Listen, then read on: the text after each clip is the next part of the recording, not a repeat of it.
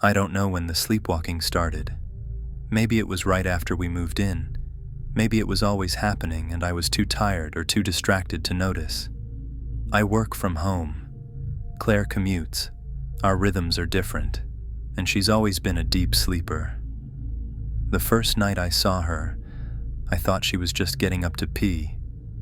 It was around 2:30 a.m. I woke up because the room felt too cold. I turned and saw her standing in the doorway, not moving. Her head tilted slightly, just enough to catch the streetlight glare in her eyes.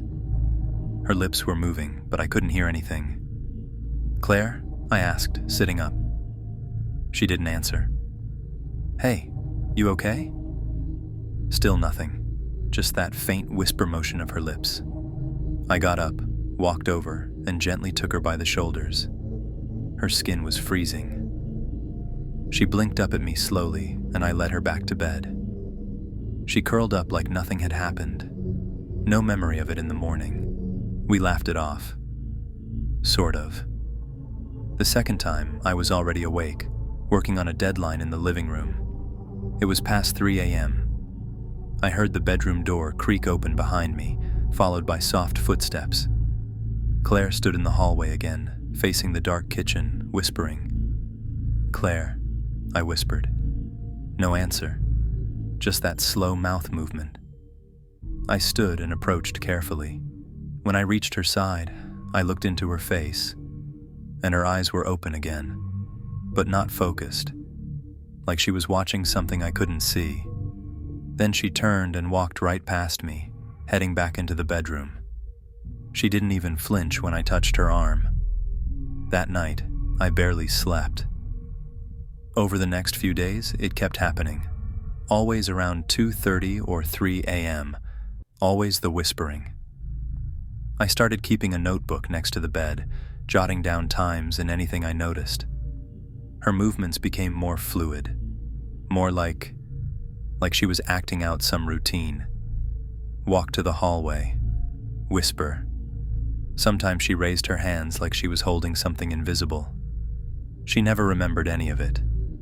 One night, I followed her further. She moved through the house like she had a path, from our room to the hallway, to the kitchen, then to the back door. She never opened it, just stood in front of it, whispering faster now, her breath shallow and quick. I reached for her shoulder. She stopped.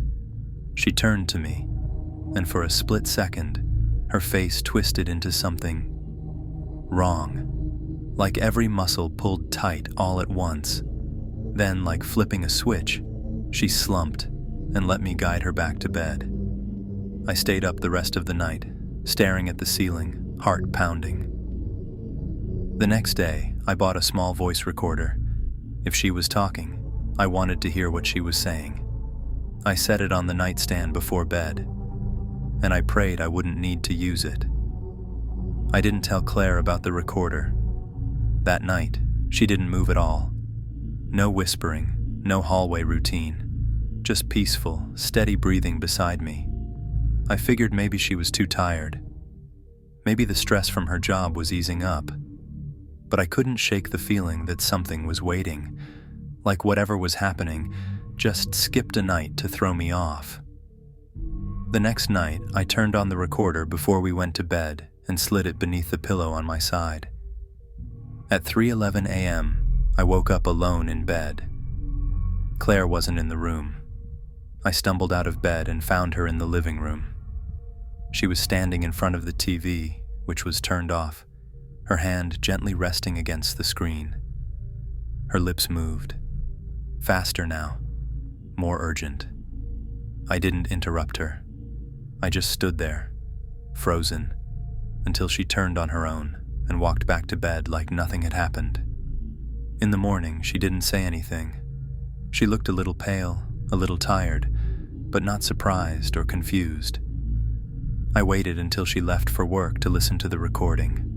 It was mostly static, the occasional rustle of blankets. Then around the 3-minute mark, I heard the sound of her getting up. Footsteps, then her voice. Except, it wasn't just her voice. It started with the whispering, which I could finally make out. "Are you there? Are you there? Are you there?" And then, clear as day, another voice answered. Yes. It wasn't her. It wasn't me. I rewound it over and over. Same voice. Male. Deep. Like someone gargling glass. My hands were shaking. I deleted the file. I don't know why. Panic, maybe. That night, I told Claire she was sleepwalking. She laughed it off, but I saw something flicker behind her eyes. She wasn't as surprised as I thought she'd be. "Weird," she said. "Guess it's stress." She didn't ask for details, didn't want to hear what I'd seen. I didn't sleep well. The next 2 nights, she didn't get up. The recorder stayed silent. I started to think it was over. Then, on the 3rd night, I woke up because the recorder was gone. I found it in the kitchen. Claire had placed it on the counter, neatly. The audio was still running. I pressed stop. My hands were sweating. I hit play, again, whispering. "Do you see me now?" Pause. "I see you." Then both voices, hers and the other, in sync. "It won't be long now." I turned it off. That was enough. I didn't know what was happening to my wife or what had crawled into our home, but I knew one thing. She wasn't sleepwalking. She was answering. I started sleeping during the day. It wasn't intentional at first. I was just so damn tired. But I think part of me hoped maybe if I wasn't around at night, if I wasn't watching, this thing would stop. Whatever it was. Claire acted normal during the day. Too normal. Smiling, making breakfast, asking how my projects were going. But her eyes looked sunken. She moved slower, like her body was still recovering from whatever it did at night. I stopped bringing it up. She didn't offer anything either. We were living in a polite silence. It made my skin crawl. One night, I stayed up on purpose. I waited in the dark, pretending to sleep, holding the voice recorder in my hand beneath the covers. At 3:07 a.m., Claire sat up. No hesitation. She got out of bed and stood in the center of the room. Whispers. I clicked record. "He's listening now," she whispered. Pause. "Yes, he knows." Pause. "No, he won't stop us." I couldn't breathe. I stayed perfectly still. Then she turned. Her eyes were wide open, focused, but not scared. They looked calm. She walked to the mirror on the closet door and placed her palm flat against it. The air felt wrong. The room was too quiet. I swear I heard something on the other side of the mirror. A faint tapping. 3 taps. Slow. Heavy. She leaned in and whispered something I couldn't hear. Then she smiled. A soft, peaceful smile. She turned back to bed, curled up beside me, and within seconds, her breathing slowed. I couldn't sleep after that. I played back the audio the next morning. Only her voice. Nothing else. Not even mine. Like the other voice had never been there. Like something was editing the recordings. Or like it never needed to be recorded at all. I started noticing things around the house. Objects moved. Furniture shifted slightly. The mirror in the closet fogged over every morning, even though neither of us had showered. I started locking every door, every window. Claire didn't seem to notice or care. She just smiled more often and started going to bed earlier, like she was looking forward to something. I decided to talk to her. Really talk. No more pretending. No more playing dumb. If something was wrong, if something was using her, I needed to know. And maybe she needed help. It was a Sunday afternoon. She was in the garden, trimming plants that hadn't bloomed in weeks. I brought her some water and sat beside her on the porch. "Claire, do you remember what happens at night?" I asked. She blinked at me slowly, then smiled. "What do you mean?" "The walking, the whispering, the voices." Her face didn't change. "You've been sleepwalking," I said carefully, "but I think there's more to it." I think you're talking to something. Or someone." She tilted her head. "Mark," she said, "don't you trust me?" I opened my mouth, but nothing came out. Her tone was soft, kind, but her eyes didn't match. There was something hard behind them. "I do," I lied. She reached out and squeezed my hand. Her fingers were cold again. Too cold. That night, I moved the mirror, took it off the closet door and shoved it in the basement. I didn't care how paranoid I looked. I taped over the closet with cardboard and duct tape.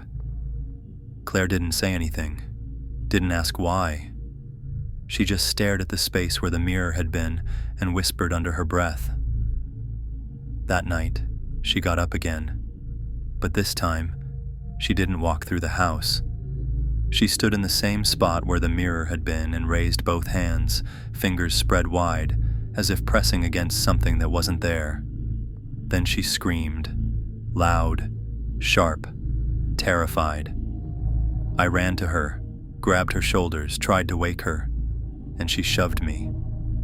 Hard. I hit the dresser and fell to the floor. When I looked up, she was breathing fast, crying. Real tears. "What the hell is happening to me?" she sobbed. I held her for hours.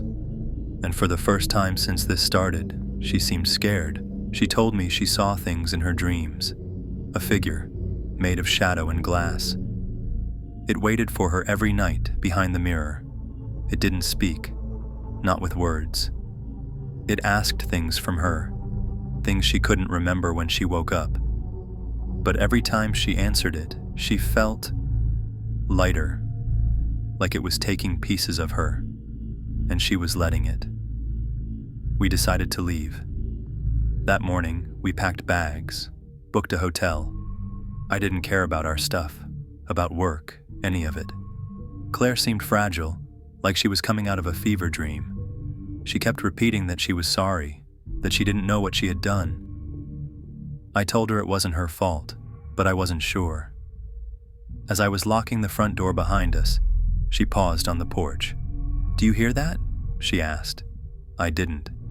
"It's calling me," she said. "From the basement." I grabbed her arm. "Claire, number we're leaving." She stared at the front lawn like it was unfamiliar. Then she nodded. We drove halfway across town before realizing we forgot her medication. I offered to buy more, but she insisted they were new, unfilled prescriptions. Said she needed them. Against my better judgment, we turned back. I told her to wait in the car. I ran inside, grabbed the orange bottles from the bathroom cabinet, and as I was about to leave, I heard something. A creak from the basement. I froze. The mirror. I'd left it down there. Something in me said, "Go. Look. Just once." I wish I hadn't. I crept downstairs. The basement was dim, lit only by the small window near the ceiling. The mirror leaned against the far wall, dusty. Except it wasn't dusty anymore. It was clean, shining, like someone had wiped it. I stepped closer. My reflection wasn't right. It was me, but the expression was off. I looked angry, smiling with too many teeth. Then my reflection raised its hand. I didn't. It pointed at me and mouthed something I couldn't hear. I turned and ran. Claire was gone when I got back to the car. The driver door was open, her seatbelt unbuckled. I screamed her name, searched the yard, the street. Then I saw the front door, open again. I didn't want to go back in. Everything in me screamed to run, to call someone, to do anything but go inside that house. But I couldn't leave her. The front door creaked as I stepped in. The air was heavy, humid, like breathing through a wet cloth. It smelled like earth, wet, rotting earth.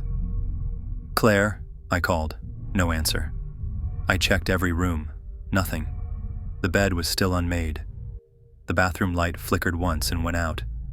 Then I heard her voice. From the basement. Software singing. A lullaby I didn't recognize. I descended one step at a time, holding the railing like it was my only anchor to the world. The singing got louder, sweeter. Then it stopped.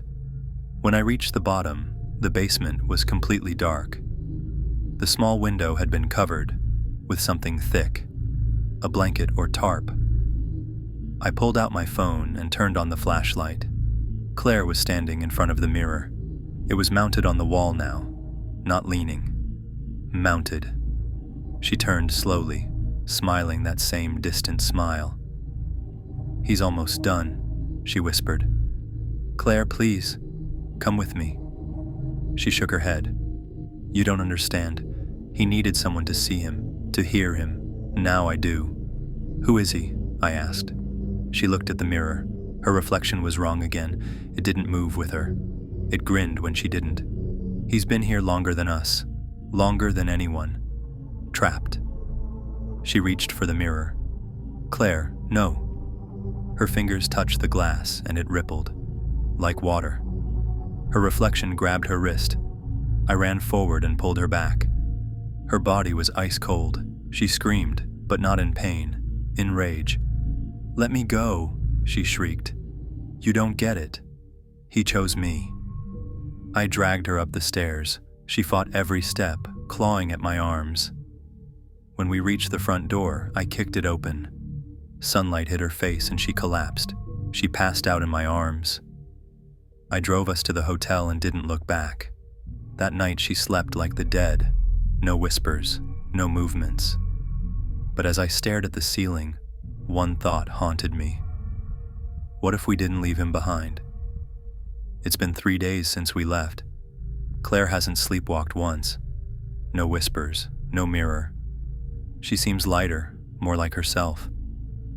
We walk around town during the day, eat dinner in silence, fall asleep early. It's peaceful, but I don't feel peace.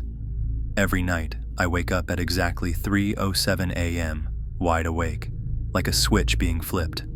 Last night I heard tapping, not from a window, from the mirror in the hotel bathroom. 3 taps, slow, heavy. I didn't check. I just stared at the ceiling until morning. Claire didn't mention anything, but when she brushed her teeth, she paused at the mirror. Her hand hovered near the glass, like she wanted to touch it. Then she smiled and walked away. I checked the bathroom after she left. On the mirror, just faint enough to be missed, were the words, "You see me now." I wiped it clean. Tonight I plan to stay awake. And if I see him, if he comes through that mirror, I don't know what I'll do. But I think he followed us. I think he was never in the mirror to begin with. He was in her, and now he's in me. I hear him whisper when I blink, feel him when the lights go out. He's not trapped anymore. He's waiting. And tonight, I think I might answer back. For more bone-chilling stories, hit subscribe and keep the lights on tonight.